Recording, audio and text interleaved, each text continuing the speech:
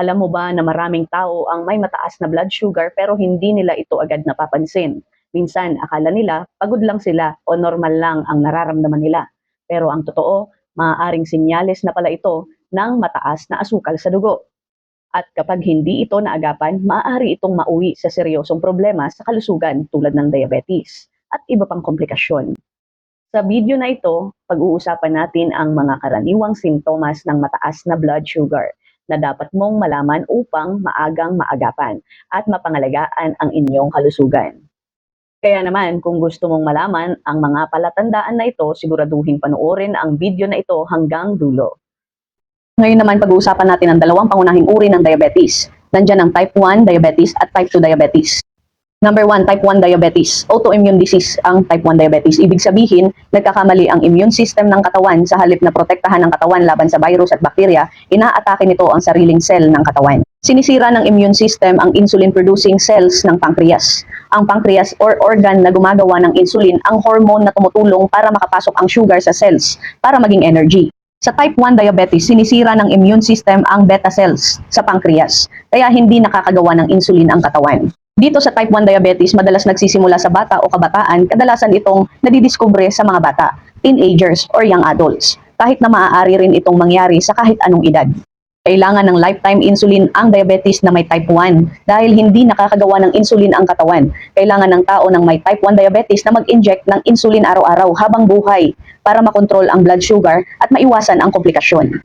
Let's proceed sa diabetes 2, pinakakaraniwan. Ito ay pinakamadalas na uri ng diabetes sa buong mundo. Karamihan ng taong may diabetes 2, nagiging resistant ang katawan sa insulin sa type 2 diabetes. May insulin na para rin sa katawan pero hindi na ito nagagamit ng maayos ng cells. Tinatawag itong insulin resistance. Kaya naiipon ang sugar sa dugo.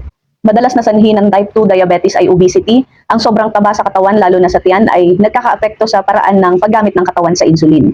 Unhealthy diet, ang madalas na pagkain ng matatamis, processed food, at high calories food ay maaaring magdulot ng pagtaas ng blood sugar at insulin resistance. Kulang sa exercise. Kapag hindi aktibo ang katawan, hindi nagagamit ng cell ang glucose bilang energy, kaya mas tumataas ang blood sugar.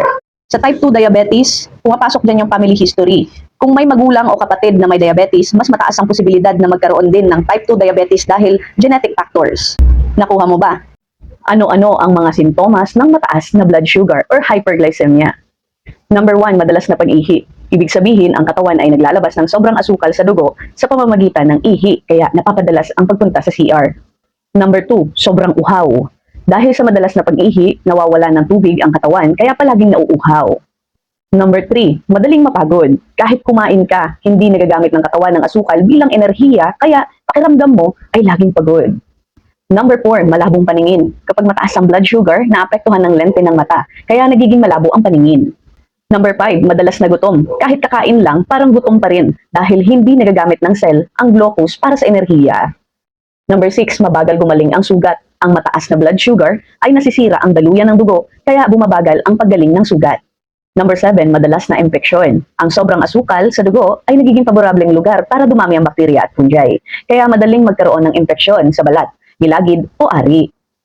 Number 8, minsan walang sintomas. May mga taong mataas na ang blood sugar pero wala pa rin silang nararamdaman, kaya mahalaga pa rin talaga ang regular na pagpapacheck up ng blood sugar. Kaya naman kapag madalas mong nararanasan ang mga sintomas na ito, mabuting magpatingin sa doktor at magpacheck up ng blood sugar upang maiwasan ang komplikasyon ng diabetes.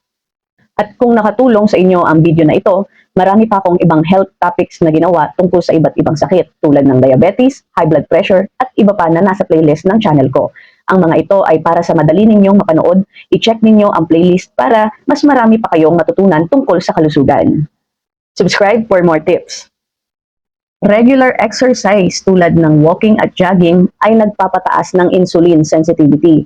Para sa mga may diabetes, mas epektibong napupunta ang glucose sa cell bilang energy.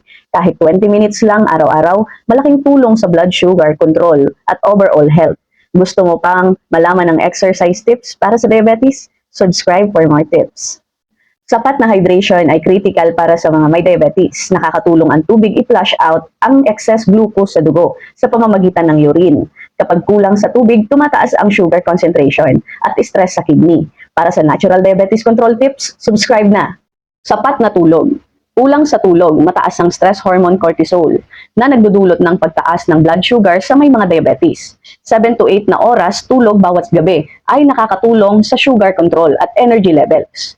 Para sa healthy sleep tips sa diabetes, subscribe na. Para sa mga may diabetes, mahalaga ang fiber sa diet. Pinapabagal nito ang absorption ng sugar sa dugo, kaya hindi bigla ang spike sa blood sugar. Dagdagan ng beans, oats at gulay sa bawat meal. Hindi lang blood sugar ang kontrolado, pati puso at timbang ay natutulungan. Para sa practical diabetes meals tips, subscribe na. Iwasan ang processed foods. Processed foods tulad ng instant noodles, canned goods at fast food ay mataas sa sugar at sodium. Para sa mga may diabetes, paulit-ulit na spike sa blood sugar ay nakakasama sa katawan.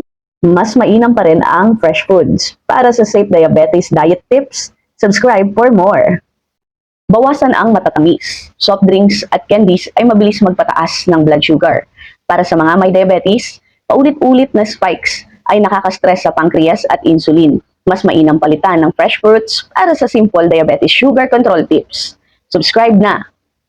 Balanced meals. Para sa may mga diabetes, mahalaga ang balanced meals, carbs, protein at healthy fats sa tamang ratio. Protein at fats ay nagpapabagal ng sugar absorption, kaya stable ang blood sugar. Para sa mga practical diabetes meals ideas, subscribe na for more tips. Huwag palampasin ng meals. Skipping meals ay nagdudulot ng sugar imbalances sa mga may diabetes. Kapag walang pagkain, naglalabas ang katawan ng extra glucose na nagre-resulta sa spikes sa blood sugar.